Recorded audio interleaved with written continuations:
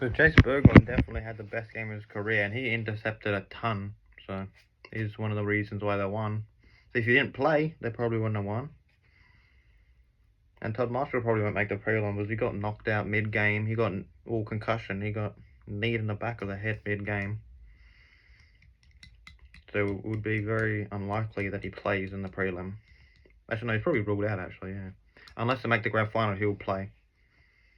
Imagine if they make the grand final and win, because this season is crazy. Can you imagine? Dan Houston would be like, Dan Houston should have hit Rankin, though. You shouldn't have hit Rankin. That's what you can say. And Hawthorn, you lick your wounds, you go to next year. I'm proud as a supporter. Played very well. Nearly won. Good enough for me.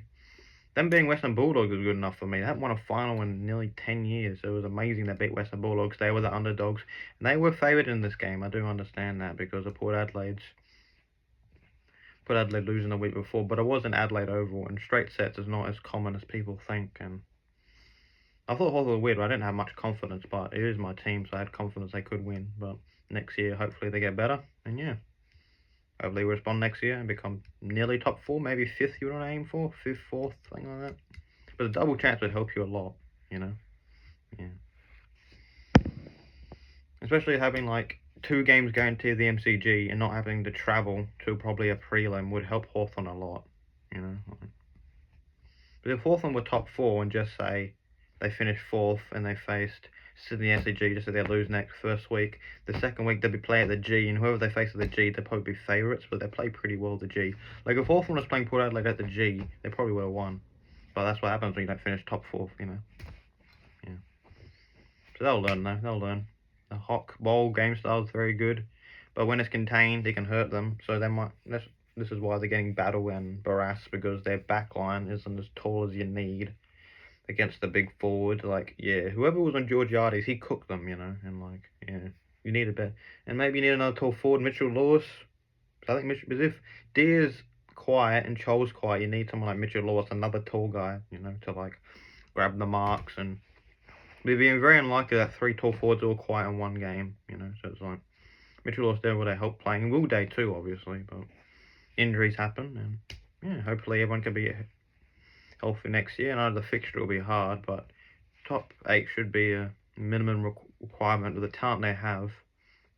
Newcombe, Werpel, Nash. I know it's like not AA level midfield, but they're a very talented team, and they have a lot of young players, and the small forwards are talented, and Deer's very talented, and it's a very talented team. Scrimshaw, Sicily, Newcombe, Amon, Impey, Frost. You got a lot of good players. Battle, if he comes. Barras, you got a lot. You're gonna have a lot. Maker's a legend in the rock. You got a lot of good players. D'Ambrosio, Mackenzie's progressing nicely, so you got a lot of good players. You should be able to back it up. It will be a harder fixture, but you finish high. But then they're gonna have a lot of primetime games next year, so it's gonna be good for them. They get more experience in the prime time. Yes. Then on Saturday, we had GWS hosting Brisbane at NG Stadium, and the crowd was quite sad. It's quite a pathetic crowd. You would have thought GWS makes finals every single year, basically, and they couldn't get a sellout for a final. It's sad, man. It's sad. But I guess Sydney are the top team in there, and I know GWS are such a young team, but they've had so much success. Like, they haven't won a premiership. They got close a lot of times, so I'm surprised they don't have more supporters. They said they got 36,000 supporters, but where were they? The game didn't sell out, so I don't know. But you have to give GWS more time to gain a following, because they do make finals quite consistently. They're quite a very, very talented team, so eventually they'll get a lot of supporters. But yeah, it's quite a sad showing for a Saturday, the only game on Saturday in the whole AFL, and you couldn't have a sellout. Like, come on. Like, even as a Sydney Swan supporter, why wouldn't you go? Like, if I lived in Sydney, I'd go. It would have been cheap too, but there wasn't a sellout. It would have been cheap. But you saw a lot of empty seats, and but yeah, this was a crazy game. GWS were up 44, and GWS were favourites, and I did pick them, but it's at home, and you would have thought, oh, they choked the lead against Sydney, they're going to respond. So they were up 44, I think, some part in the third quarter, and Brisbane looked dead, because Hogan had kicked, I think, 5 to that point, and Toby Green had kicked his few, and let me see, actually. Yeah, Toby Green kicked, I think, 3 at that point. Pete Ling kicked his 2 when he was cooking Zorko, and Halloran kicked his 1, and Aish, and Briggs, and Yeah, they were up 44, and then just like some point in the third quarter, Brisbane kicked 5 to knock her back to like I think 14, and then I think GWS got 2 late goals in the last quarter. So I think Hogan and someone else, and the lead was I think 27 in the last quarter. I think. Let me think. 84, 92. Yeah, I think it was 27 of 3/4 time. You think, oh, surely GWS pinned back those 2 goals late last quarter. They're gonna storm home with a win. But in the third quarter, GWS kicked 6 goals 1, and then Brisbane kicked 5 goals 3. And Brisbane had kicked that 5 in a row, and GWS pegged back. You thought, oh yeah, GWS will get this easy. But in the last quarter, GWS kicked a goal early. Toby Green kicks a goal early. A nice goal too. He gets tackled. He just shrugs it. He fell over too. He stood up, kicked the ball, and I think they were up 33. And you thought, yeah, GWS have won this. They're onto the prelim. They're going to face Geelong at the MCG. But then Brisbane just went crazy and kicked the last 6. 6 goals, 2 in the last quarter. Jasper Fletcher kicked a nice goal. Danaher kicked the last 2 goals in clutch to win. Danaher, I think. It was Sam Taylor was getting chased.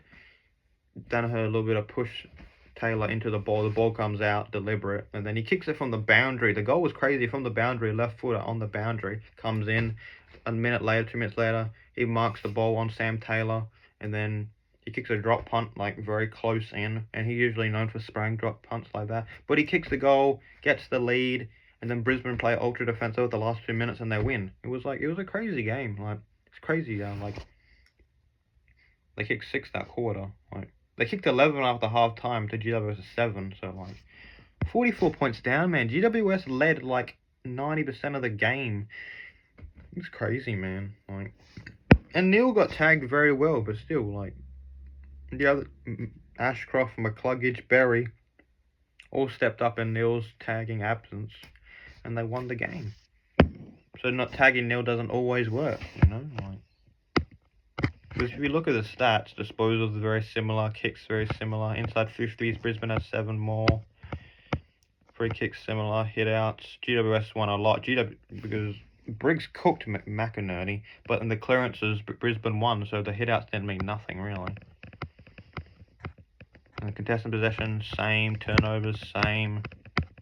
Marks, same. Marks inside 50. GWS had 7 more marks inside 50. And look, GWS were ahead 129 minutes, and Brisbane were ahead 10. Like, yeah, it's crazy. And Brisbane were very inaccurate the first half, and then just after that, they exploded and kicked very straight in the second half. And tackles, GWS had more tackles.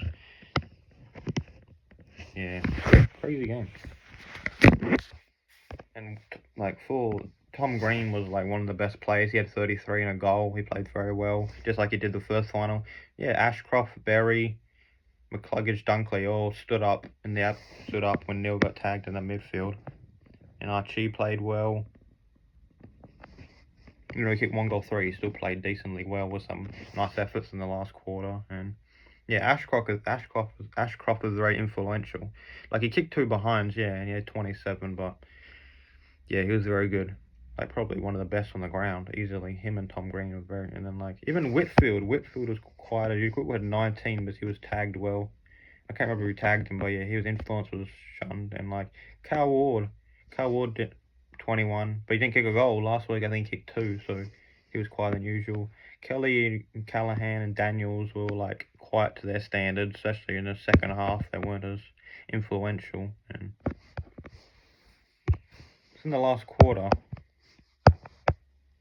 Just like I think in the game, yeah, Zorko kicked 2 goals. Zorko was getting cooked all game by like Toby Green, and Peatling kicked 2 goals on him, both snaps, was Zorko wasn't paying attention. Then Zorko responded and kicked 2 goals himself. So, but in the last quarter was Danaher, and in the last quarter it was Hipwood with a snap, then it was Cameron, then it was Zorko, then it was Fletcher, then it was Danaher. Yeah. And some very good goals, man, by Brisbane. Like, they came in clutch, man, in the second half of Brisbane. Like, first half, they kicked 4 goals, 10, and then the second half, they kicked 11 goals, 5. So, like, the accuracy was crazy in the second half. Like, yeah. It was a crazy win, one of probably Brisbane's best wins ever. Being down by that much in a final is crazy, and coming back. And so Brisbane are going to face Geelong now in the MCG in a prelim, and GWS licked their wounds. They were like a premiership favourite very easily, a premiership favourite, but they're out straight sets, very unlikely. They'll out in straight sets, and Hogan kicked 5, so he kicked 77 for the year, most by GWS player ever. So Hogan had a great year. Daniels was good all year. Toby Green stood up in the finals compared to home and away season. Tom Green was very good in both finals. Whitfield was decent. They got a lot of talent, so GWS should make top 4 next year too. But like, what will stop them really? I don't know. They're such a talented team. Like, forward line's talented. The back line with Buckley and Taylor, talented. Midfield, you got Green, you got Cornelio, you got Kelly.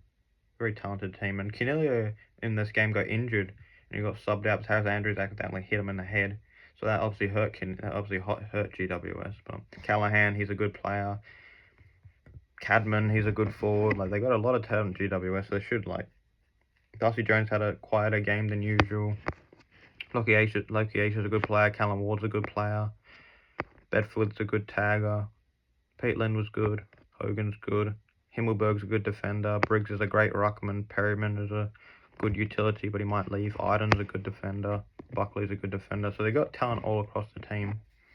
So they should be able to be in the finals again next year. And they might use it as a redemption, because like, they choked both games in the finals and both big leads, so they need to learn just how to not choke a lead basically, and they would have been in the prelim, but that's what happens when like you play too defensive in the last quarter. You give up 6 goals, and they're trying to hold up to that lead desperately. But yeah. And then we preview the prelims. It will be on Friday. Sydney hosting Port Adelaide at the SCG. One first, 3 second, and Sydney obviously the favourites. And Port Adelaide are like $3.23 to win. Sydney at $1.35. So Sydney are quite clear-cut favourites, which shouldn't really be the case, considering Port Adelaide have beat Sydney last 8 times, and Sydney haven't beat Port Adelaide since 2016. That's a long time ago. And you can't remember, maybe 6 weeks ago, Port Adelaide beat Sydney by 112, I think it was, at Adelaide Oval. So, and I know Sydney don't have many injuries. I think the only injury is Callum Mills, and for Port Adelaide, I think it's only Todd Marshall, Farrell, and a Houston suspension, and Burton is probably the other ones that could probably come back, and Finlayson, like a spleen injury, I think, and Soundpower Pepper. But Sydney are a lot healthier team, and they had the week off, and Port Adelaide was in a dogfight against Hawthorn, so I think Sydney should win and break that losing streak to Port Adelaide, and they should advance to the grand final, just like they did 2 years ago. But it should be a close game, but I got Sydney in probably by 15, I'd say. And I see a big game coming from either Amadi, McDonald. One of them have to respond. Like, I'm not sure they're going to do a team selection, but I think they will pick all 3, McLean, McDonald, and Marty. But they were all shocking against GWS. Between them, they kicked 2 goals, so it wasn't a good game for either of them. So they have to respond or they won't win. And they can't expect Heaney to have 30 and 3 again, and they got to have a lot better from the tall forwards or they'll not win, because even Goulden was he got tagged, so you have to, if like Goulden, Warner, Heaney, Blakey, Amadi, McDonald all had to have very good games to like win convincingly, I'd say. But yeah, I don't know.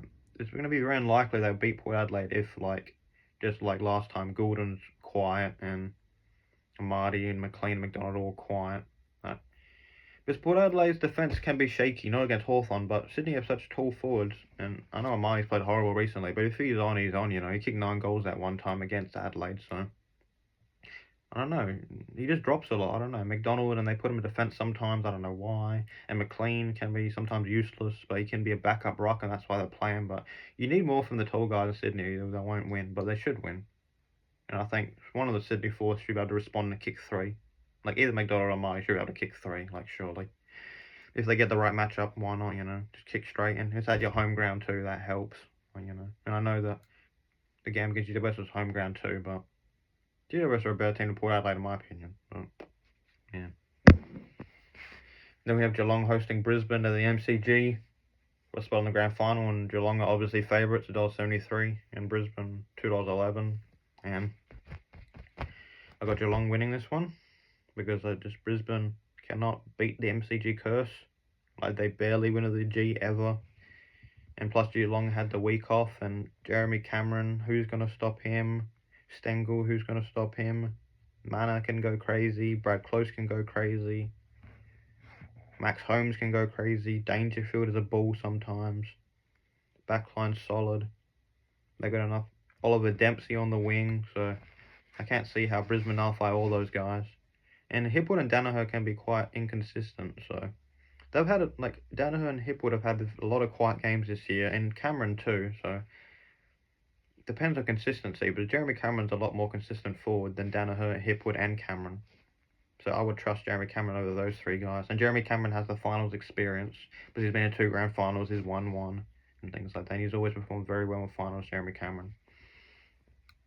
And just the youth is hungry. Max Holmes is a hungry player. I know a lot of their players have won grand finals, but all the others are hungry and they want to make a grand final. They want to win one, and this is a good chance for them to they will probably make the grand final. Be them and Sydney in the grand final, unless one of the underdogs win. But I do see a Geelong Sydney grand final, a rematch from 2022. But if they face each other in the grand final, it should be a lot closer than what happened 2 years ago. Because Warner improved, Blakey improved, Gordon improved, Heaney's improved. Maybe the forward line's not as strong as it should be, but most of the Sydney players have improved from 2 years ago, and they're definitely a better team from 2 years ago. But yeah, it would be, yes. I think Geelong will win about probably 4 goals, because as well, Brisbane haven't beat Geelong in Melbourne for 20 years, and every time Geelong have made the grand final, 2020, 2022, they beat Brisbane both times, Gabba and MCG. So I think that's the monkey off Brisbane's back, that they can't beat Geelong in a prelim for 20 years, and they can't beat Geelong in Melbourne for 20 years. So I just think Geelong will win this. But yeah, it should be a close game. It should be both of them very good prelims. Probably not as close as the 2 semis, but yeah. I don't always pick the predictable, but I really can't see Port Adelaide upsetting. I really can't see Brisbane upsetting. If it was Brisbane, Geelong, or the Gabba, you would say Brisbane, of course. But I think Brisbane, the G, they just can't win. You can say about history can be broken on all this, but Brisbane, I think, have won twice at the G in like maybe 10 years, and it was both against Melbourne Demons. So it's like, yeah, I don't know.